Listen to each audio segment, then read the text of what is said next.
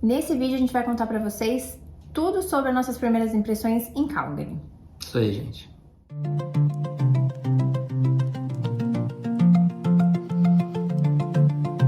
Olá pessoal, sejam muito bem-vindos a mais um vídeo do canal. Hoje eu tenho um convidado muito especial, que é o Gabriel, para me ajudar com o vídeo das primeiras impressões de Calgary. Para quem não me conhece, eu sou a Nath Fernandes. Nesse canal eu compartilho muitas dicas sobre estudo e trabalho no Canadá. E recentemente eu mudei para a cidade de Calgary.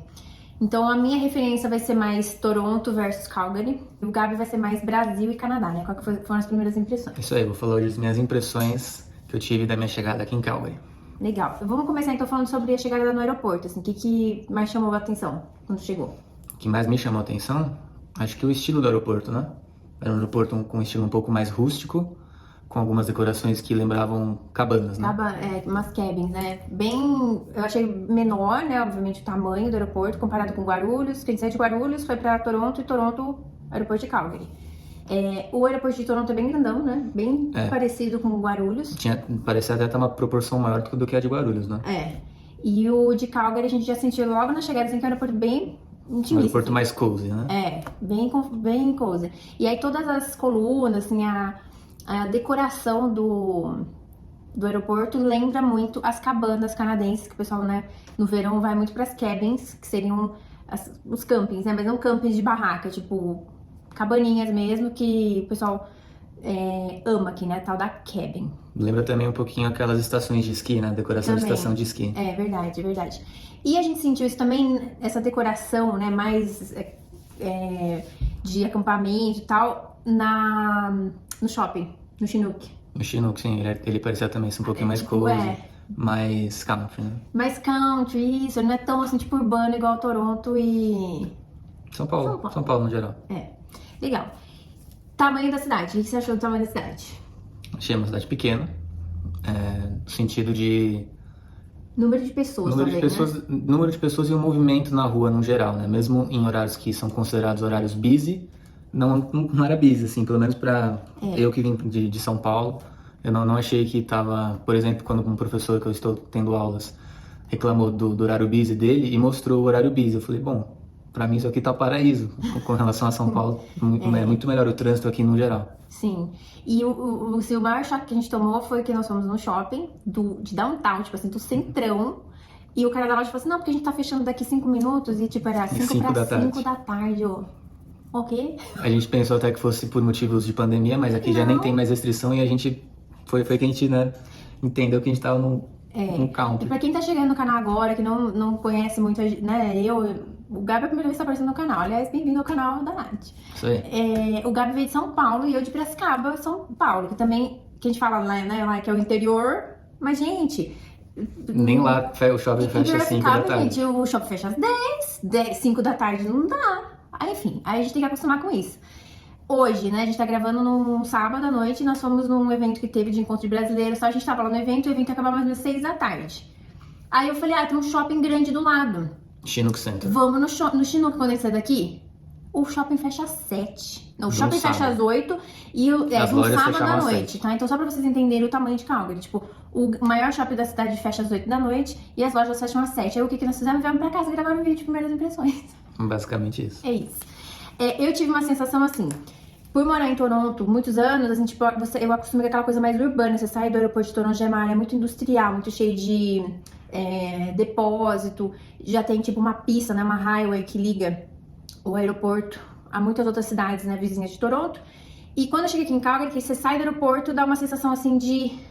primeiro que eu achei tudo muito amplo, tudo muito espalhado, assim, as coisas, umas ruas largas, achei muito legal isso. Acho que assim, Calgary é preparada pra ser uma cidade muito maior do que ela é. A gente ficou com essa sensação, tudo é muito espalhado, assim, sabe? Tipo, mesmo o evento que nós fomos agora, deu quase 20 km de downtown, né? Tipo assim, e o caminho todo, as casas, os bairros, tudo muito espalhado, assim, nada... Apertado. Uma coisa em cima da outra. Então é isso, o tamanho da cidade é amplo, apesar de quesito população, tudo fecha muito cedo. A gente saiu esses dias, era 8 da noite, não tinha ninguém no metrô, né? Eu até falei, gente, uma sexta-noite super animado. A gente foi fazer compras e éramos só nós na rua. Só nós. Mas, em compensação, Aqui perto tem uma avenida que é a 7th Avenue, Isso. que é muito boa e muito movimentada. É o então, point. é o point, né? Inclusive, nós fomos lá e realmente é o point. E aí, entrando nessa quesito vida noturna, né? Foi isso que a gente sentiu. A gente saiu sexta-noite, né? Pra fazer, tipo, compra de mercado. Tipo, era umas 7, 8. Já a rua vazia. Aí nós fomos jantar lá na Seventeen, E já era na tarde, volta. porque a gente chegou tarde em casa, a gente ainda não tinha jantado. A gente chegou, tipo, umas 10 da noite. Mas aí a gente viu lá no... E que os horários dos restaurantes daquela estavam avenida, abertos. a maioria estariam abertos, então nós fomos. Isso. Aí chegamos lá, tinha, assim, tipo... algumas pessoas. Não tinha, tipo assim... lotado. Não, exatamente, não era um... Não dá pra comparar com uma avenida movimentada de São Paulo. Mas era uma avenida bem movimentada, com tudo aberto ainda, com movimento de pessoas, festas, bares, restaurantes, hamburguerias, enfim. E vale lembrar também que a gente tá chegando numa época que o clima tá mudando. Então agora que os bares vão começar a abrir o que eles chamam, né, da área externa, assim, que normalmente fica fechado de meados de novembro até final de março, fica tudo fechado. Isso não é só Calgary, tá? É Toronto, qualquer cidade canadense, por causa do inverno. E aí eles começam a abrir as áreas externas.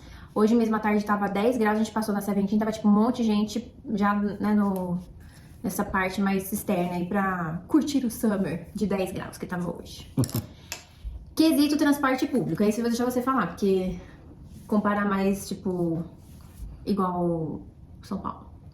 Bom, quesito transporte público, acho que não tem como comparar com São Paulo, né? São Paulo é uma cidade muito maior do que Calgary, então o transporte público também é muito maior. Porque Pier não tem muito. São Paulo não é preparada para a população que tem no quesito transporte público, mas sim é um transporte público maior do que a gente tem aqui em Calgary. Mas, na minha opinião, é um transporte público eficiente. Sim. Eles têm uma região livre, né, no centro da cidade, né, que é o que a gente chama de downtown, então de uma determinada estação até a outra você não paga. E a partir dessa estação, sim, se você quiser continuar, você paga o passe diário, enfim, você escolhe o seu tipo de passe. Mas, por exemplo, hoje quando nós fomos nesse encontro, se a gente fosse de transporte público, ia levar 1h10. E é um trajeto curto de carro, demorou 15 minutos de carro. Então, acho que assim, ele é acessível para alguns pontos da cidade, mas não necessariamente para todos os pontos da cidade, como por exemplo, em São Paulo, né? Você tem vários ônibus e transporte público, como metrô e trem, que te suprem muito bem. Mais costuradinho, que a gente fala, né? Porque é o que eu sinto também, tipo, comparando Toronto com Calgary, eu acho que Toronto é muito mais costuradinho. Tem o metrô, que seria... que corta a cidade, né? De norte a sul, leste a oeste, rápido. E aí tem, nas interseções, tem os ônibus e streetcar. Então isso acaba dando uma mobilidade muito maior. Aqui a gente percebeu que tem o streetcar, só não tem metrô. Então tem Toronto, Toronto tem o C-Train aqui seria o streetcar de Toronto. Tem ônibus e tem metrô. Então aqui não tem metrô, mas tem o streetcar e o ônibus. Só que quando você desce do streetcar e do C-Train, não tem assim muito...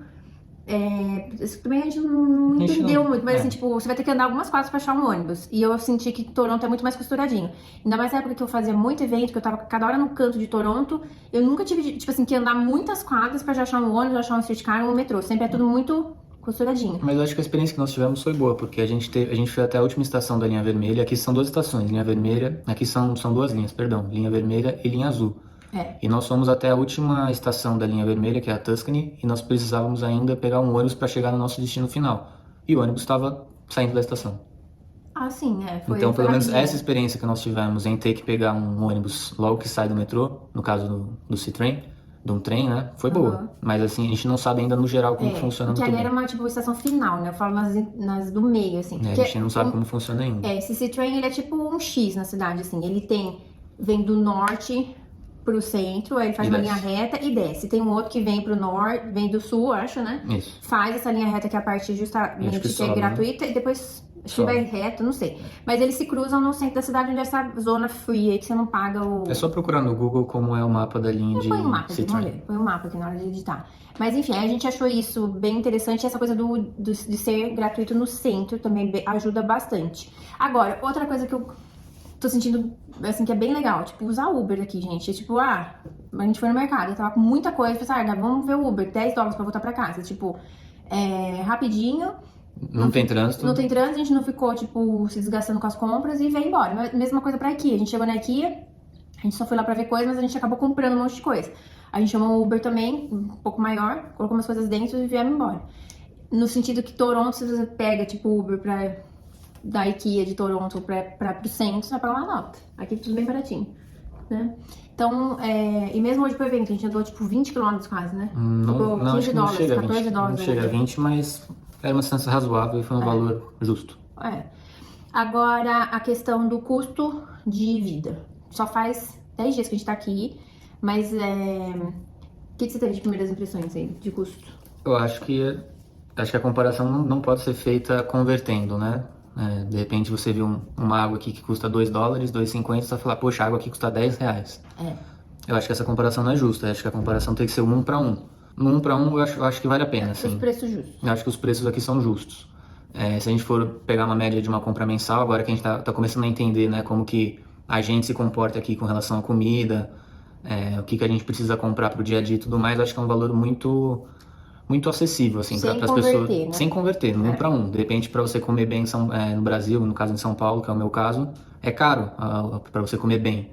E aqui nós estamos comendo bem e a gente não está sentindo, assim, um peso muito grande nos valores, nos né? valores. A gente vê, assim, as coisas e acha um valor justo. Inclusive, quando nós fomos no mercado na sexta, a gente até a gente não foi somando os valores, a gente pensou que a conta seria muito mais cara pela experiência que a gente tem no Brasil. A quantidade que a gente pegou, a gente falou, nossa, a compra vai sair tipo, cara. Tanto que a gente até falou. A gente até pensou, vamos parar aqui que acho que a conta já vai dar mais ou menos no que a gente planejou gastar. E quando a gente passou todos os produtos, a gente, ficou um preço bacana. A gente pode até comprar mais coisa que ainda vai ficar um preço bacana pra gente. A gente tava indo meio que no volume de coisa, a gente já começou a já dar um valor muito alto. O carrinho já tava lotado e o preço foi muito bom.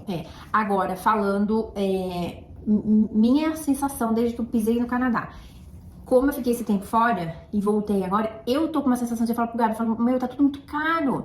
Mas aí é uma percepção, acho que da questão inflacionária. E é coisas assim que 2 anos atrás, tipo, uma bandejinha com fruta, eu pagava sempre 8 dólares, 9, eu cheguei aqui 14, 16, eu falei, a mesma bandeja com a mesma quantidade de itens. Então, isso eu tô sentindo um pouquinho de diferença, aliás, uma diferença grande nos preços, assim. Coisas que eu costumava comprar sempre, eu olho hoje o preço e falo, gente, que aconteceu, né? Tipo, subir 40%, 50% do valor em 2 anos.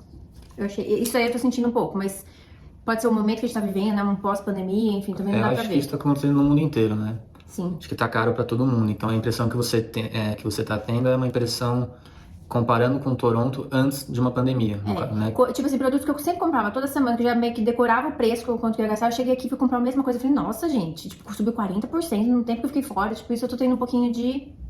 Tô achando tudo muito caro. Mas é o que o Gabi falou, não dá pra gente ficar ainda toda hora convertendo, porque realmente se você converte, acaba ficando bem mais alto, alguns itens. E depois a coisa, né, todo mundo que é recém-chegado passa por isso. Depois você chega uma hora que você para de converter. Mas dá esse choquinho, assim, a hora que você olha o tanto que você comprou de mercado, e aí você conversa e fala, cara, no Brasil eu compraria muito mais. Principalmente mercado, tá? Mercado eu tenho essa sensação, com certeza. E aí, falando de pandemia, né, pós-pandemia, essa primeira percepção, a gente tá clara, assim, pra gente, pra mim, principalmente, nesse pós-pandemia, é a quantidade de gente morando na rua. Tem muito inscrito meu que manda assim, Nath, é verdade que tem muito usuário de droga aí? Gente, entenda, não é usuário de droga, é gente que vai morar na rua porque ficou desempregado ou porque tem algum problema mental mesmo, enfim. Ou quer morar na rua, quer sair um pouco do sistema, né, que é o que a gente chama. Tem a questão dos indígenas, né, que tem muitos que não aceitam entrar no sistema capitalista de ter que trabalhar para a ETEX, eles não aceitam isso, então eles acabam indo pra rua. E então isso sempre teve, mesmo quando eu morava em Toronto. Mas a questão também das pessoas que vão morar na rua é que falta de vitamina D, não se alimenta, fica se expondo a o frio extremo. E tem estudos que linkam, né, a questão de você ficar demente ou doente com essa exposição ao frio extremo, né? E eu acredito que seja, né, tipo, todas as faltas que fazem, né? Tipo, falta de vitamina D da depressão. Falta de uma alimentação correta. Isso, tem muita gente que... Balanceada. Imigra, aliás, se você estiver ouvindo esse vídeo, isso é utilidade pública.